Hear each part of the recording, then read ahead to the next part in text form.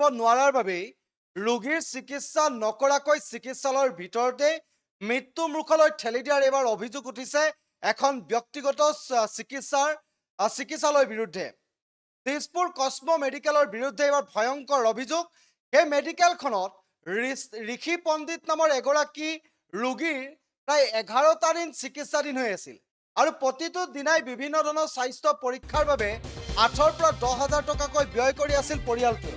কিন্তু 8ৰ পৰা 10,000 টকাকৈ ব্যয় কৰা পৰিয়ালটোৱে অৱশেষত টকা ব্যয় কৰিব নোৱাৰাৰ অৱস্থালৈ গুচি যায়। কিন্তু তাৰ পাছতেই চিকিৎসালয়খনেও ৰোগীগৰাকীৰ চিকিৎসা নকৰি মৃত্যুৰ মুখলৈ ঠেলি দিয়াৰ এতিয়া অভিযোগ আনিছে। তেজপুৰ কসমো মেডিকেলৰ বিৰুদ্ধে এয়া প্ৰথম অভিযোগ নহয়।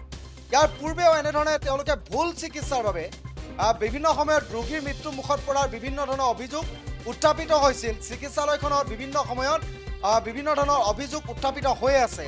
কিন্তু এবাৰ তেজপুৰ কসমো মেডিকেলত এগৰাকী ৰোগীৰ জীৱনক লৈ হেতালি খেলাৰ অভিযোগ উত্থাপিত হৈছে আৰু ৰোগীগৰাকী তেজপুৰ কসমো মেডিকেলে এজন এম্বুলেন্স অৰ্থাৎ টেকনিচিয়ানৰ জৰিয়তে দালাল চক্ৰৰ জৰিয়তে সেই ৰোগীগৰাকীক সেই চিকিৎসালয়খনলৈ নিয়াৰো অভিযোগ উত্থাপিত হৈছে। GMCHত চিকিৎসাধীন হৈছিল দুৰ্ঘটনাপতিত হৈ এইগৰাকী ঋষি পণ্ডিত আৰু ঋষি পণ্ডিতৰ চিকিৎসা কৰাই থকা হৈছিল GMCHত। কিন্তু GMCHৰ চিকিৎসকে পাটনালৈ লৈ যোৱাৰ বাবে উন্নত চিকিৎসাৰ বাবে পাটনালৈ লৈ যোৱাৰ বাবে তেওঁলোকক পৰামৰ্শ দিছিল আৰু কিন্তু এই পৰিয়ালটোৱে পাটনালৈ লৈ যোৱাৰ যি পৰামৰ্শ চিকিৎসকৰ পৰা পোৱাৰ পিছত পাটনালৈ লৈ যোৱাৰ পূৰ্বে কিন্তু দালালৰ হাতত পৰিল এই পৰিয়ালটো আৰু দালাল চক্ৰই ক'লে যে তেজপুৰ কসমো মেডিকেলত 45,000 টকাৰ বিনিময়ত চিকিৎসা সম্পূৰ্ণ হ'ব আৰু সুস্থ হৈ উঠিব আপোনালোকৰ ৰোগীজন।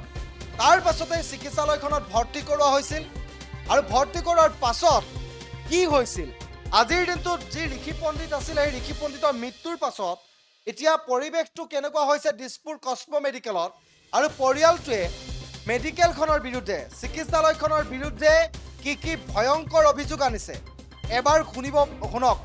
কেনেধৰণে পৰিয়ালটোক তেওঁলোকে হাৰাশাস্তি কৰিলে, ৰোগীৰ জীৱনক লৈ কেনেধৰণে হেতালি খেলিলে, এবাৰ কি কৈছে পৰিয়ালটোৱে এবাৰ শুনি চাওক।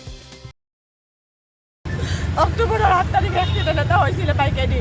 ঠিক আছে, হওঁতে মানে সৰুলো মুখৰ ডিভাইডাৰত তাতে পৰি থকা বুলি কৈছিলে। পুলিচে মানে লৈ পেলাই ভাঙাখন মেডিকেলত এডমিট কৰাইছে।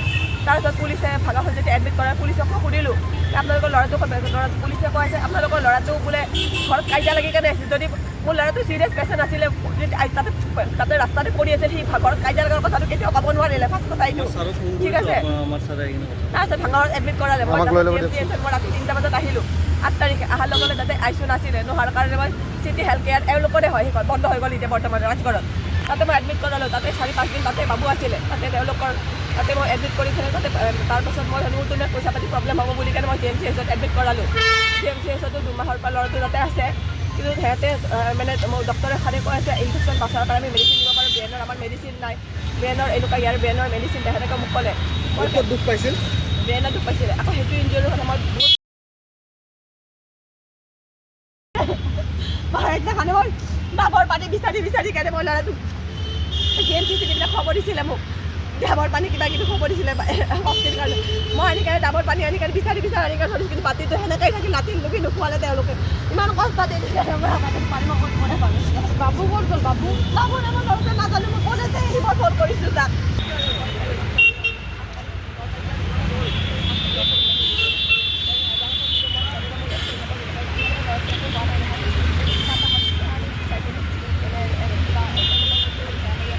মই মোৰ ল'ৰাটো মই ক'ত ঘূৰাই পাম এতিয়া? মই মিনিষ্টাৰক চিফ মিনিষ্টাৰক মই লেটাৰ পঠাইছোঁ। মই যোৱাকালি 3 দিন আগতে অশোক সিংহ ছাৰক মই লেটাৰ পঠাইছোঁ। ল'ৰাটোক কেতিয়া ইয়াত এডমিট কৰাইছিল? ল'ৰাটো মই 6 তাৰিখে এডমিট কৰাইছিলোঁ। কিন্তু মোৰ ল'ৰাটোক কি বেমাৰ হৈছিল, কি হৈছিল? তাৰ এটা এক্সিডেণ্ট এটা হৈছিলে। 2 মাহৰ পৰা এডমিট হৈ আছিলে ল'ৰাটো। 2 মাহৰ পৰা তাৰ এডমিট হৈ থাকোঁতে ভালে পোৱা সিহঁতে কৈ আছে কি আমি